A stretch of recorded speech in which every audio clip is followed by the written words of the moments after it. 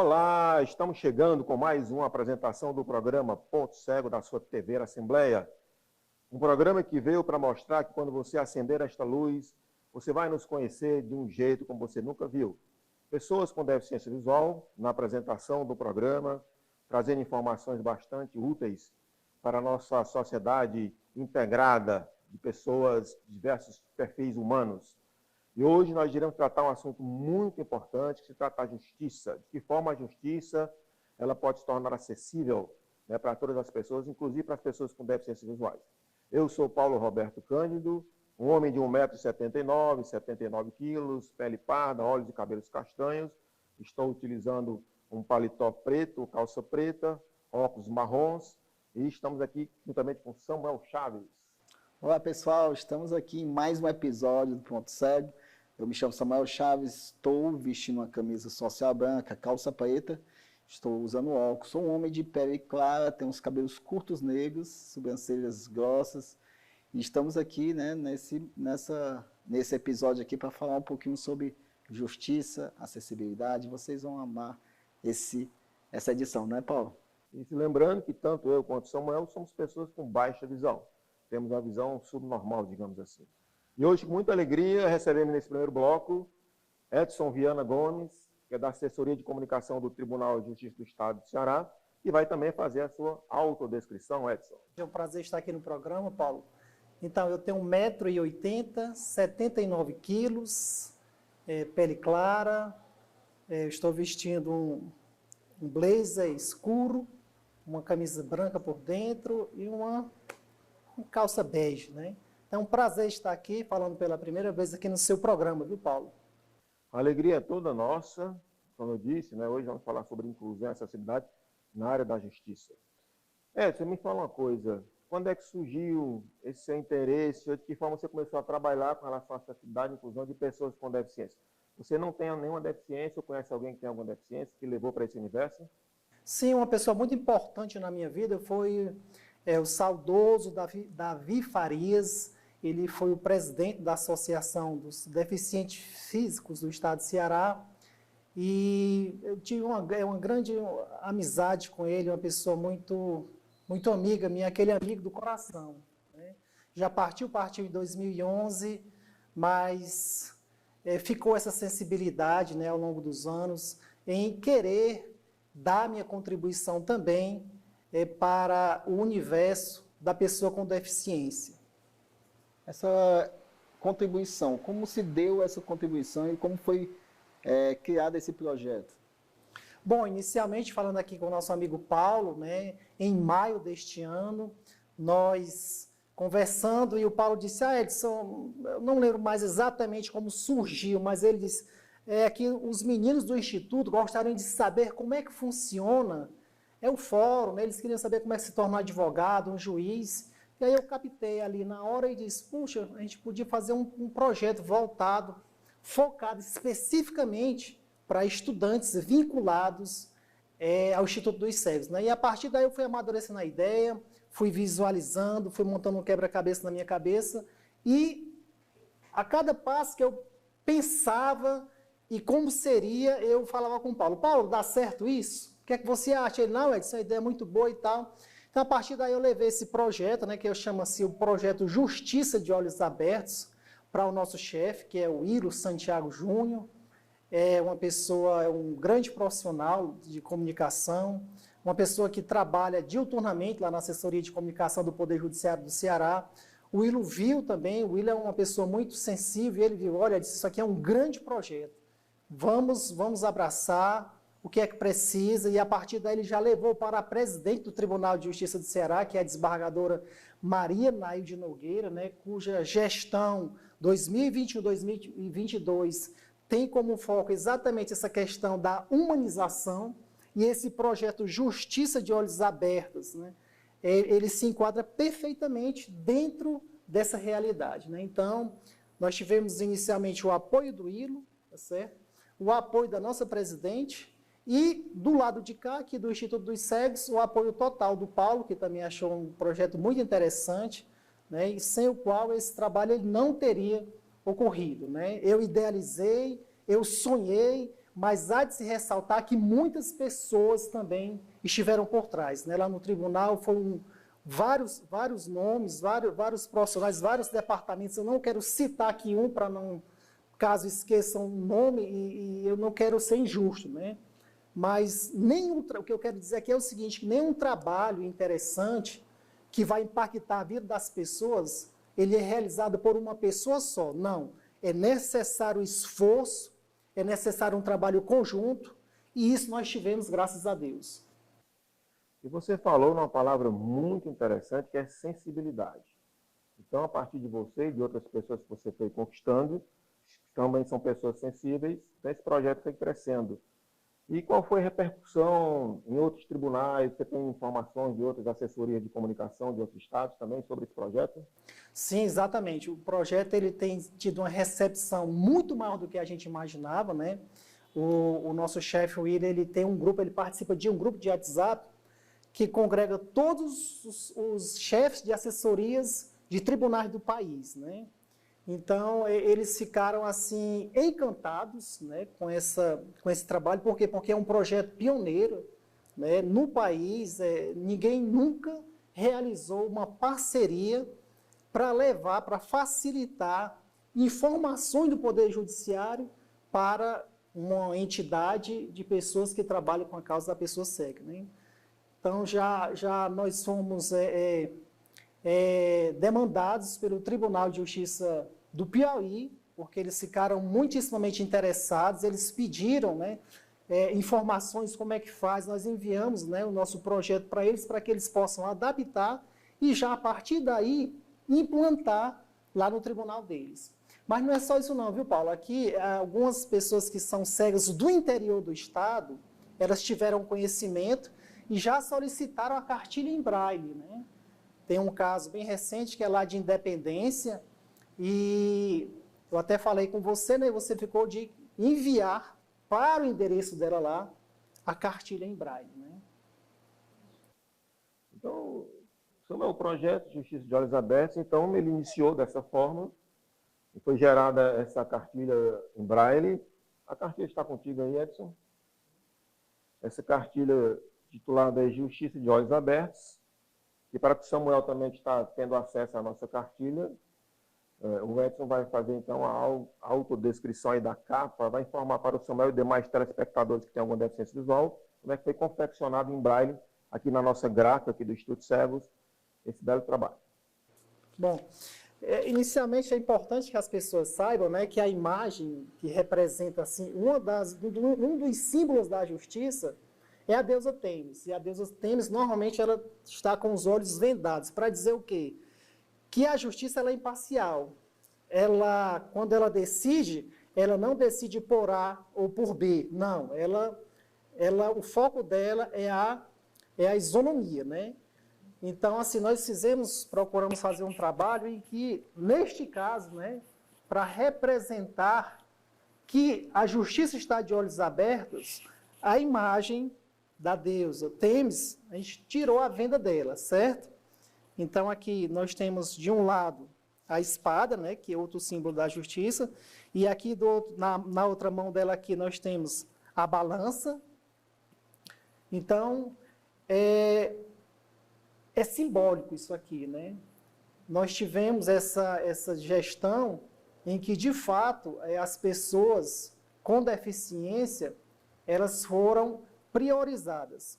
Eu quero aproveitar aqui, Paulo, para dizer também que em setembro de 2021, nós fomos o primeiro Tribunal de Justiça do país a adaptar, né, a criar um aplicativo para portal de Tribunal de Justiça, né? Então, nas matérias jornalísticas no nosso site, você vai observar que todas as matérias têm lá um aplicativo. Você clica nele e é feito a autodescrição da matéria. O texto você ouve, né? Então, isso facilita bastante, né, a vida da pessoa que é cega ou que tem baixa visão.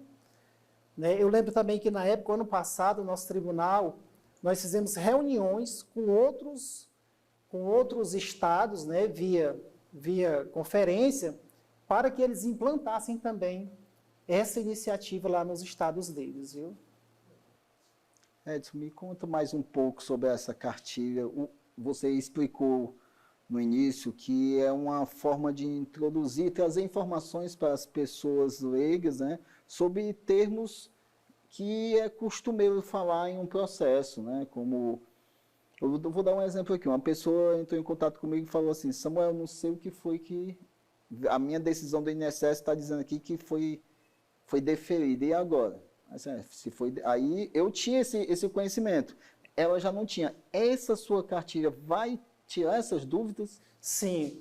Nós temos aqui logo aqui na página inicial, logo no início, né, um glossário, exatamente explicando esses sinônimos. Né? Aliás, explicando estes termos com sinônimos. Por exemplo, né, a pessoa tem, olha, a decisão ela foi prolatada, né? Aí a pessoa, poxa, o que é prolatar, né? Também em outras situações, o acórdão, né? O que é um acórdão, né? Então, nós na primeira instância nós temos o quê? A decisão ela é proferida por um juiz, né? E ali a gente tem uma sentença. Lá no Tribunal de Justiça, que é na segunda instância, a gente tem um acórdão. Um acórdão é uma decisão que é dada colegiadamente, né? Por 3 ou mais desembargadores. Então, a gente tem vários termos dessa natureza. Justiça de primeiro grau, justiça de segundo grau. Então, isso assim, logo no início da cartilha, né, para que o aluno ele possa ter a noção do que ele está lendo mais adiante, né, ele já tem esses sinônimos. Né? E, por exemplo, uma causa. O que é uma causa? Causa é sinônimo de ação, que também é sinônimo de um processo. Né? Às vezes você está vendo a TV, você escuta isso ali, mas o que é uma causa? Né? Então, causa é sinônimo de ação, que é sinônimo de processo. Então, esses termos, né, que são muito recorrentes dentro do Poder Judiciário, são muito difíceis, não só para as pessoas cegas ou com baixa visão, mas para as pessoas de um modo geral, que aquilo ali não faz parte da rotina delas. Né? Então, a gente procurou fazer esse trabalho dessa maneira. Por exemplo, como ingressar com uma ação na justiça? Aqui tem um passo a passo explicando como você pode fazer isso. Né? Além disso, né, eu tive uma preocupação aqui, viu, Paulo, de explicar como um estudante, né, que ele visualiza seguir a carreira no futuro, ele vai ter a ideia de como é que ele vai se tornar um advogado, um juiz, um servidor, um promotor de justiça, um defensor público. Então, ele lendo isso aqui, ele vai se municiar de informações, tá certo? O universo, a mente dele pode se abrir, tá certo? Para isso. E aqui eu quero ressaltar que o propósito maior desse trabalho é despertar nos estudantes esse interesse, essa vocação. Essa cartilha, no fundo, ela significa o quê? Olha, você também pode. É simples.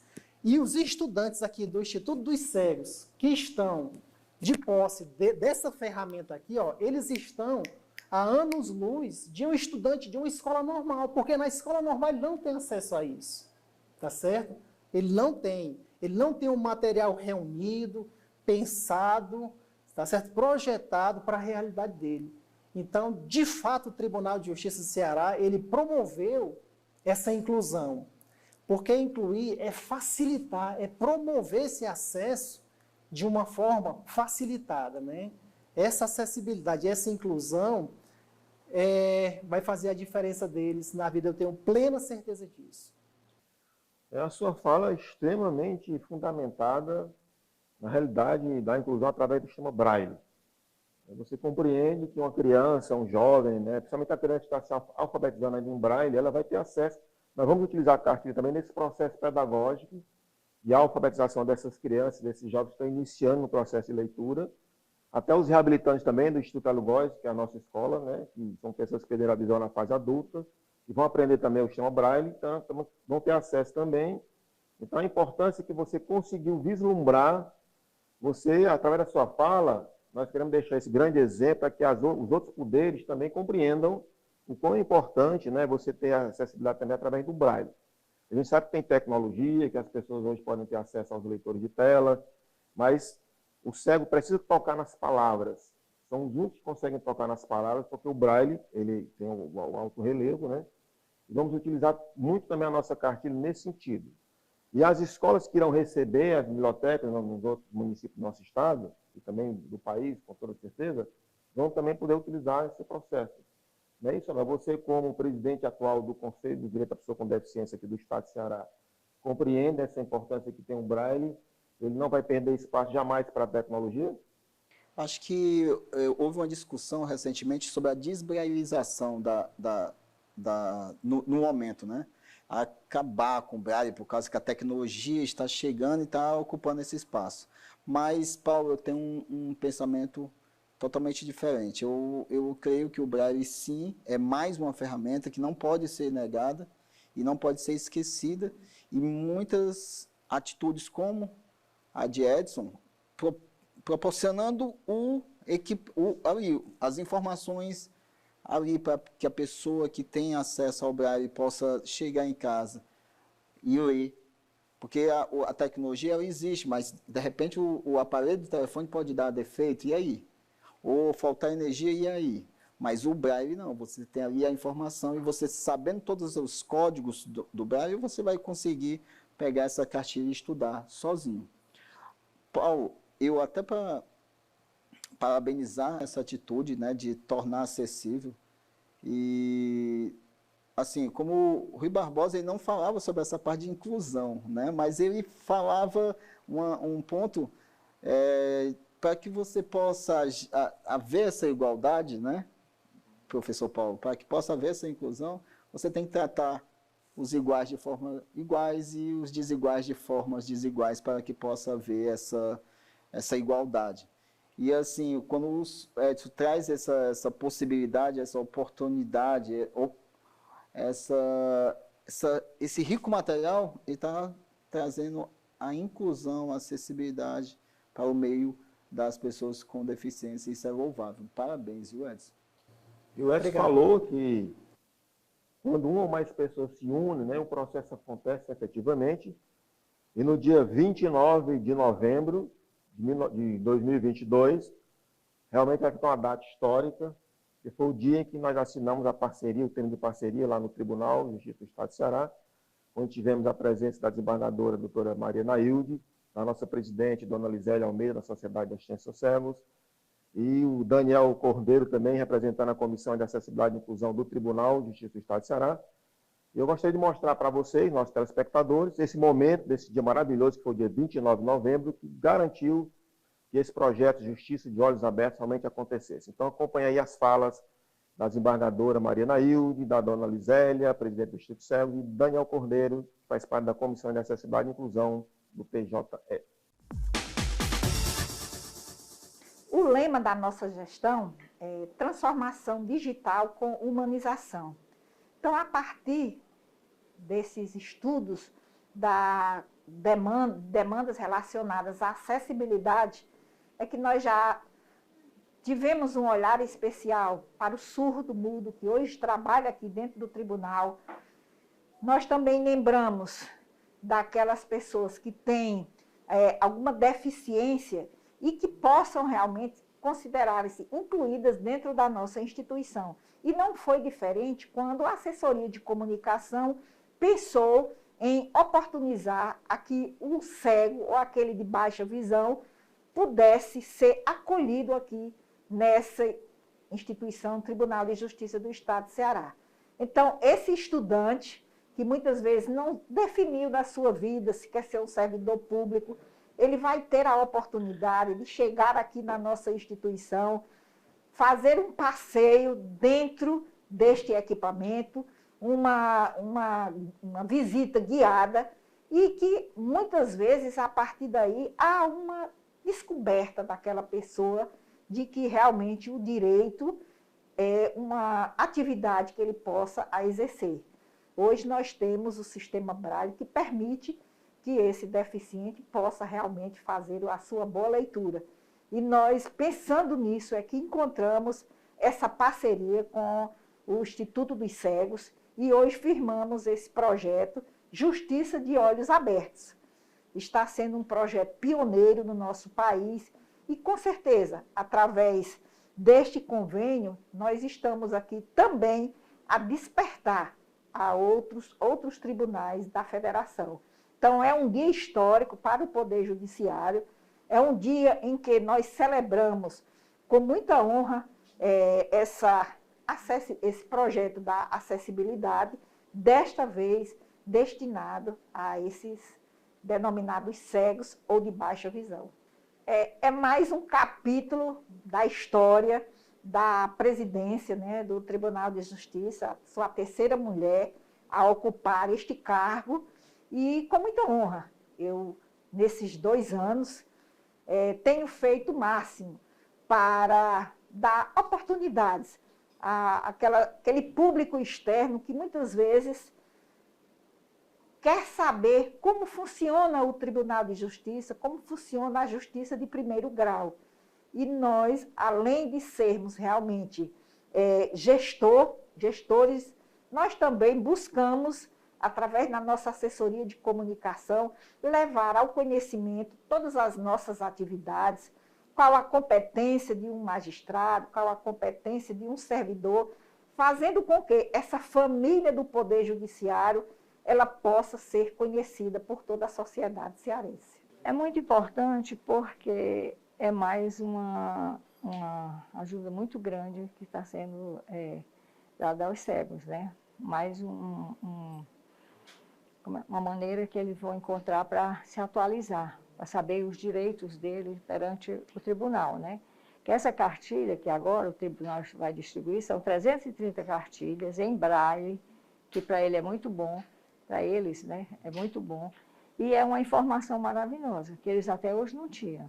Então, foi uma iniciativa muito boa, aqui na gestão da doutora Nailde, tem para o Instituto, para eles, né? Para o Instituto. E a gente tem que agradecer, porque é mais uma maneira que eles têm de tomar conhecimento. É como ela diz, que as informações não podem ficar só aqui dentro, tem que ir para o público também, né? E eles fazem parte desse público. Agora, desde que tenha um material para eles poderem se atualizarem, né? A iniciativa do Tribunal de Justiça foi muito gratificante, até porque nós sabemos hoje que as dificuldades de pessoas cegas e de baixa visão é grande com relação à informação, e isso é um pontapé inicial para que os órgãos garantam essa informação para esse público com deficiência. As informações em braille é muito importante para as pessoas cegas. E essa iniciativa de se fazer uma cartilha para mostrar o que é o Poder Judiciário é muito gratificante, até porque tem pessoas cegas e pessoas com baixa visão que vislumbram algum dia ser advogado, juiz, promotor de justiça, e eles precisam conhecer de perto o que se faz aqui no Tribunal de Justiça. Na verdade, nós estamos já nesse longo caminho a ser percorrido, desde as nossas conquistas, como o Dia Internacional da Pessoa com Deficiência, o Dia Nacional da Pessoa com Deficiência, que marca e é um histórico onde se marca a luta da pessoa com deficiência para garantir seus direitos. E eu vejo que nós estamos no caminho, não estamos iniciando, já houveram muitas conquistas e temos que melhorar, até porque ainda vai vir muitas pessoas com deficiência e hoje nós temos um público, cerca de 10% da população mundial, e temos que garantir os direitos dessas pessoas, como todas as pessoas têm esses direitos. Então, é muito gratificante, parabéns, uma iniciativa do Tribunal, e a Comissão de Acessibilidade está de portas abertas para os órgãos, entidades que trabalham com esse segmento social. Então, esse foi o nosso primeiro bloco sobre o projeto Justiça de Olhos Abertos. Muitas informações bastante úteis. Esperamos que os outros poderes também sigam o exemplo, para que novas informações possam chegar também em braille e através da tecnologia para as pessoas terem a cidadania plena. Vamos para o nosso intervalo, daqui a pouco nós voltamos com mais um bloco do programa Ponto Cego.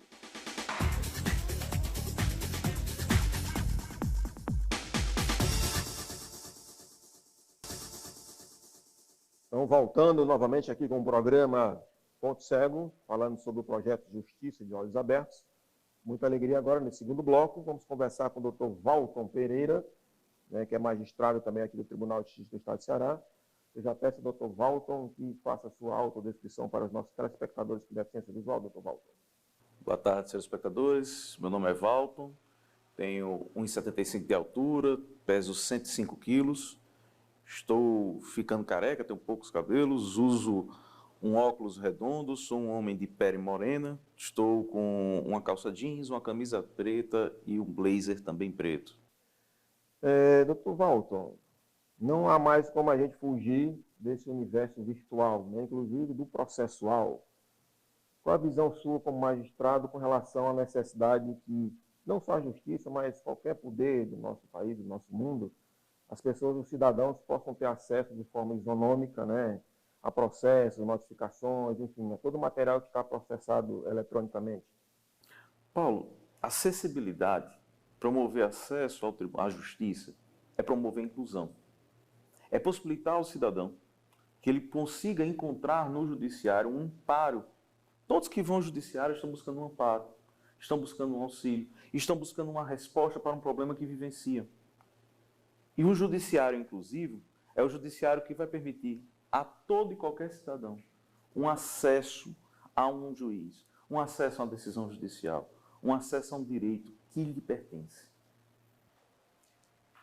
Doutor Valdo, o termo tornar acessível ou acessibilizar, a gente percebe assim que as estruturas dos prédios, né, dos fóruns ou desses espaços, né, eles ainda estão nesse processo de acessibilidade, ainda estão nesse processo de tornar acessível para que todas as pessoas possam ter acesso. Tem algum...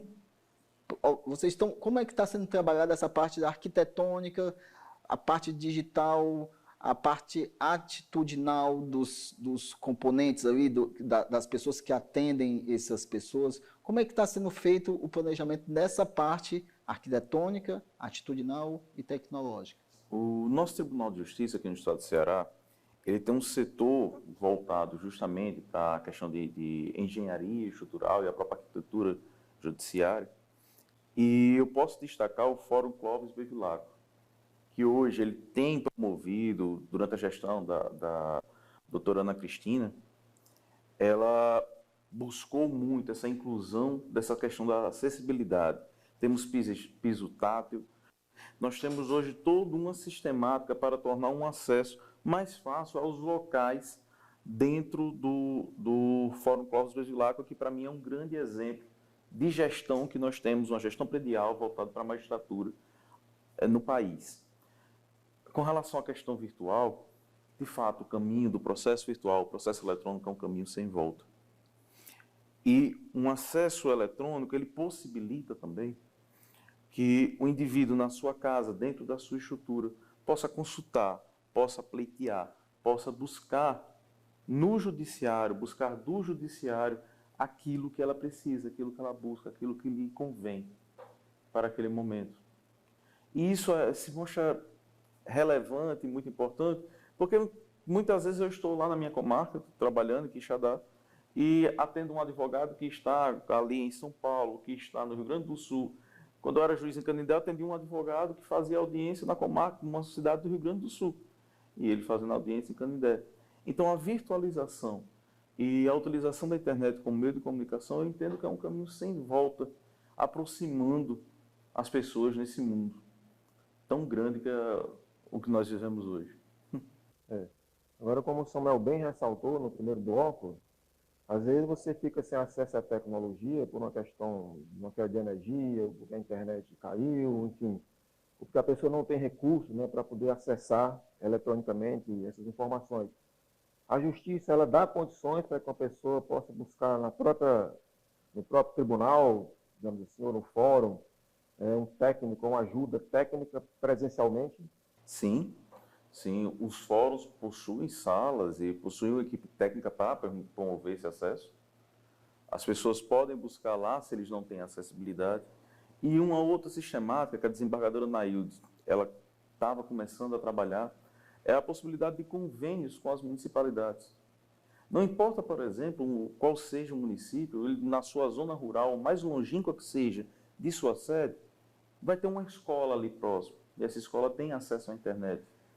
Tem-se como celebrar convênios para se estabelecer computadores com acesso para as pessoas terem o acesso ao seu processo, acesso à justiça, o acesso ao judiciário como um todo. Então, é possível.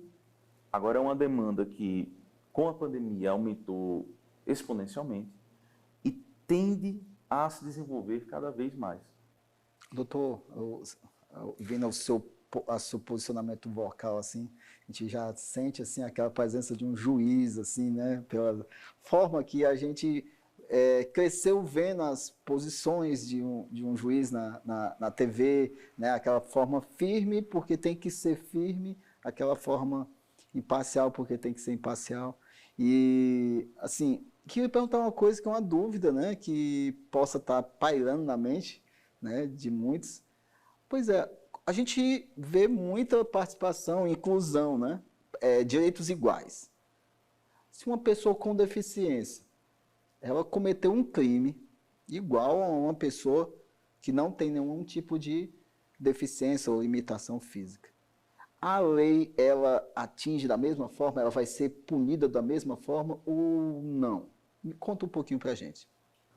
Vamos lá. A pessoa com deficiência que cometa um crime, ela vai ser tratada da mesma forma como uma pessoa sem deficiência. O que vai se aferir em sede de direito penal é uma coisa chamada imputabilidade. O que é uma pessoa imputável? É uma pessoa que ela tem condição de ser responsabilizada pelo ato que ela realizou. É a pessoa que ela sabe o que ela está fazendo, ela tem consciência dos seus atos, ela sabe como proceder. Então, o indivíduo que tenha uma deficiência visual, o indivíduo que sofra de uma paralisia, mas que tenha condições mentais plenas, pode vir a ser responsabilizado criminalmente, sim. Mas não só isso. O judiciário, ele também tem, o próprio Estatuto da Pessoa com Deficiência, ele traz a possibilidade do indivíduo deficiente que busque o judiciário, ele tem um processo mais rápido, ele tem uma prioridade de tramitação. Algo que também é trazido para os idosos, algo que também é trazido para algumas espécies processuais, como processos que envolvam relações de infância, processos que envolvam sistematos de violência doméstica e familiar. Eu estava aqui imaginando, aliás, foi até uma palestra que eu acompanhei há um tempo atrás, o primeiro desembargador cego do Tribunal de Justiça do Trabalho, né? Ele falava que era impossível se pensar num juiz cego, por exemplo, porque às vezes o juiz, o magistrado, ele também fica observando as reações, né, do réu, da vítima, enfim, as reações das pessoas que estão naquela sessão de júri, por exemplo. Isso tem sentido, doutor Walton? A questão, é importante o juiz ter essas imagens emocionais para conduzir o seu processo de julgamento, ou é uma coisa secundária? Mais importante do que a questão visual é a sensibilidade daquele que está julgando o processo. E essa sensibilidade, ela se demonstra nos detalhes, numa entonação, naquilo que não foi dito apesar de perguntado, naquilo que foi dito e a maneira em que foi falado. O contexto visual, ele não se torna completamente essencial nesse momento. Eu tenho um grande amigo, que é até promotor de justiça na Bahia hoje, Fernando Gabur, e ele é cego.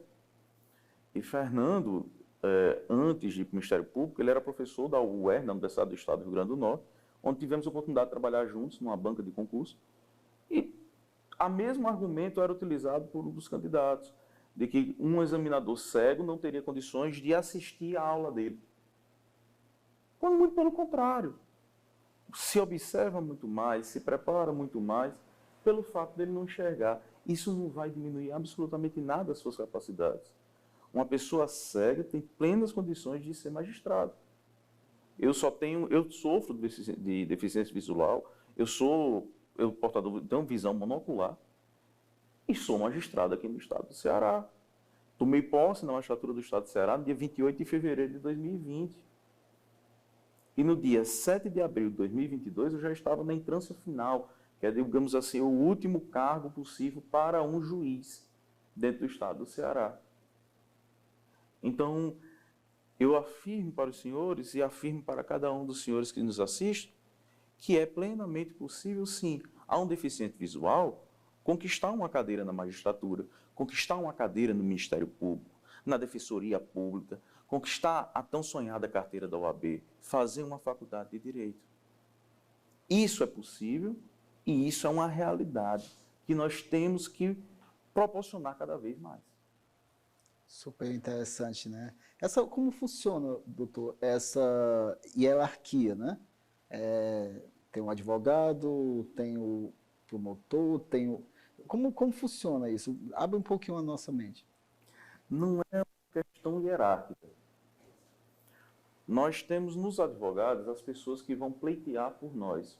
São as pessoas que vão ter o famoso, o que nós chamamos, no brocado latino, ius postulandi, ou seja, o direito de postular, o direito de pedir. Um advogado, no âmbito da procuração, ele aciona o judiciário. O judiciário ele vai ouvir a outra parte com relação àquela matéria, a parte que foi acionada. E aí se promove uma coisa chamada citação. Citar é dizer para a pessoa, olha, fulano está ajuizando uma ação contra você. A ação diz isso. Procura aí um advogado, e esse advogado vai acionar o judiciário também para dizer a sua versão dos fatos. E assim, o magistrado irá, ciente da versão das partes, desenvolver o procedimento, que há um caminho a percorrer em todos os processos, que é o que chamamos de procedimento, e ao desenvolver o procedimento, irá julgar, irá proferir a decisão sobre aquele caso, irá proferir a decisão sobre aquela matéria. A questão é que o direito ele é muito rico. Ele envolve os mais diversos assuntos. Então, há um caminho natural que é a especialização, ou seja, o juiz vai passar a trabalhar especificamente com a matéria X, com a matéria Y, com a matéria Z. E cada uma dessas matérias tem um procedimento também para ser seguido, ou seja, tem um padrão para ser desenvolvido, um padrão próprio. E isso acontece com processos cíveis, com processos que envolvam demanda com saúde, com processos criminais, entre outras modalidades. Acredito que seja até importante a gente divulgar a Lei Brasileira de Inclusão, a 13.146, que é uma lei que dá todo o amparato jurídico, né, para que a pessoa, o cidadão com alguma deficiência, tenha o seu direito garantido. Então, qualquer magistrado, aliás, qualquer profissional, em qualquer área que seja da nossa sociedade, tem que ter o conhecimento, né, do que é que garante a lei, né, com relação à inclusão e acessibilidade da pessoa com deficiência. Porque, afinal de contas, vivemos numa sociedade diversificada, onde todos têm acesso, né, têm esse direito. O Brasil é, inclusive, signatário da Convenção Internacional da ONU, dos Direitos da Pessoa com Deficiência, e, se não me engano, no artigo 13 coloca que o acesso à justiça ele tem que ser em igualdade de condições. Então, por isso que aí o braille, a tecnologia e a visão da sensibilidade, né, do humanismo do juiz, né, dos agentes da justiça. Acredito que, assim como o Edson no primeiro bloco e agora o Dr. Walton, estão deixando aqui um grande exemplo no programa Ponto Cego, da importância que é você ser um profissional do terceiro milênio.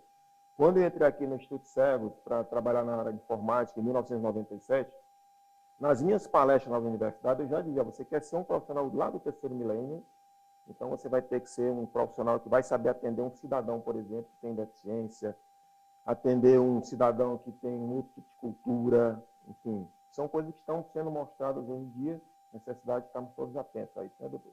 Sim, sim, e o Judiciário do Ceará, ele está muito atento a isso. E aí eu tenho que puxar a sardinha para a minha brasa, tenho que falar do meu tribunal, com o projeto de Justiça de Olhos Abertos. E aí eu tenho que tirar o chapéu para o trabalho do grande Edson, que fez a cartilha como primeira parte do projeto. Nós vamos ter uma segunda parte do projeto, que serão visitas guiadas ao nosso Fórum Clóvis Bevilacqua. E durante essas visitas, o tribunal ainda vai desenvolver o que seja mais interessante para o visitante, se eventualmente uma sessão do órgão especial, talvez assistir a um tribunal do júri. E, posteriormente, nós teremos uma terceira fase, que serão com palestras. O que nós temos no TJ Ceará, e principalmente se desenvolveu muito na gestão da desembargadora Anaílde, foi essa ideia do ser humano que existe não só no processo, mas o ser humano que busca a justiça, um ser humano que é a nossa finalidade enquanto serventuários da justiça. Eu estou extremamente feliz e satisfeito com esse programa Ponto Cego, abordando o projeto Justiça de Olhos Abertos. Esperamos que mais adiante falar também sobre o legislativo de olhos abertos, né? O executivo de olhos abertos. Vamos falar com nossos amigos deputados, parlamentares, para que os gestores públicos, inclusive reforçando aqui o meu convite, se Deus quiser, nas próximas edições, quem sabe estaremos contando com a presença do nosso governador eleito, o senhor Eumano de Freitas, para continuarmos esse processo de abrirmos os olhos, os braços e os corações, né, para buscar o direito de todo mundo, não é isso, Samuel? Isso mesmo, e parabenizar, né, o TJ Ceará, porque o Ceará sempre esteve dando passos largos em temas super importantes, Paulo e Dr. Walter. A parte da escravidão, o Ceará foi o primeiro estado a se revoltar com esse tema. E na área da inclusão e acessibilidade, nós vemos esse nosso tribunal pensando em acessibilizar todos os pontos, tornando acessível, trazendo informações a partir dessa cartilha, trazendo informações com essas palestras que o doutor disse que futuramente vai trazer, essas visitas. Então é isso, é o Ceará mostrando, né, que dá para ser um país diferente a partir de ações diferentes. Muito obrigado, doutor, pela sua participação. Foi um programa, uma edição super rica de informações, não é não, Paulo? Com toda certeza. Sociedade de Assistência aos Cegos, 80 anos, essa parceria com o Tribunal de Justiça do Estado de Ceará. Nossa gratidão a duas mulheres fantásticas, tanto a dona Lisélia Almeida, a nossa presidente, como a desembargadora Maria Anaílde Pinheiro. Esperamos que os próximos diretores, gestores do nosso tribunal continuem adiantando esse projeto para que abra cada vez mais as portas, né, dessa sociedade inclusiva e integrativa. Agradecemos a sua audiência e contamos com você brevemente na próxima edição do programa Ponto Cego. E não esqueçam, quando esta luz acender, você vai nos conhecer de um jeito como você nunca viu. Até lá!